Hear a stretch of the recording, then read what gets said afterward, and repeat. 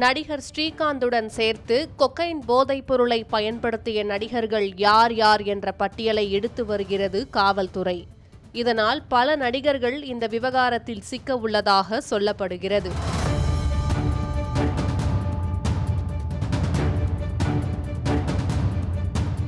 Meenakshi Faculty of Arts and Science for Women at KK Nagar, Chennai.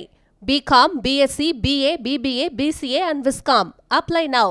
ரோஜா கூட்டம் படத்தின் மூலம் தமிழ் சினிமாவில் ஹீரோவாக அறிமுகமானவர் ஸ்ரீகாந்த்.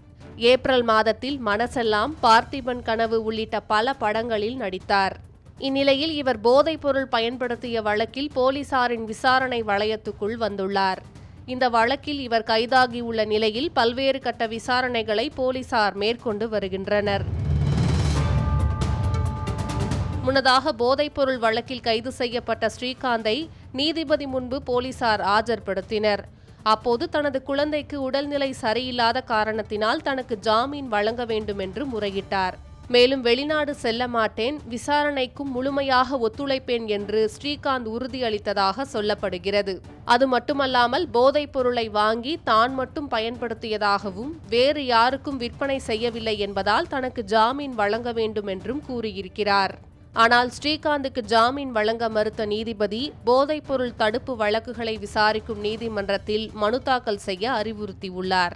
இந்நிலையில் போலீசார் தங்களது விசாரணையை தொடங்கியிருக்கும் நிலையில் ஸ்ரீகாந்த் எத்தனை ஆண்டுகளாக போதைப் பொருள் பயன்படுத்தி வருகிறார், யார் மூலமெல்லாம் போதைப் பொருளை வாங்கியுள்ளார், சென்னையில் எந்தெந்த பப் பார்ட்டிகளில் போதைப் பொருளை பயன்படுத்தியுள்ளார், யாருடன் இணைந்து போதைப் பொருளை உட்கொண்டார் என்பது தொடர்பாக பல்வேறு கோணங்களில் போலீசார் தங்களுடைய விசாரணையை விரிவுபடுத்தியுள்ளனர்.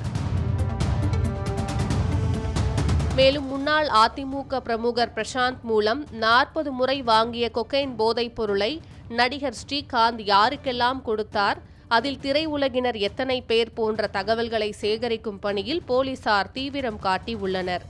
இதற்காக நடிகர் ஸ்ரீகாந்துடைய வங்கிக் கணக்கு பரிவர்த்தனைகளை போலீசார் ஆய்வு செய்து வருகின்றனர். இதற்கிடையில் கொக்கைன் போதைப் பொருளை நடிகர் கிருஷ்ணாவும் உட்கொண்டதாக போலீசார் தரப்பில் கூறப்படுகிறது. ஆனால் அவர் படப்பிடிப்பு விஷயமாக கேரளாவுக்கு சென்று விட்டதாக தெரிகிறது.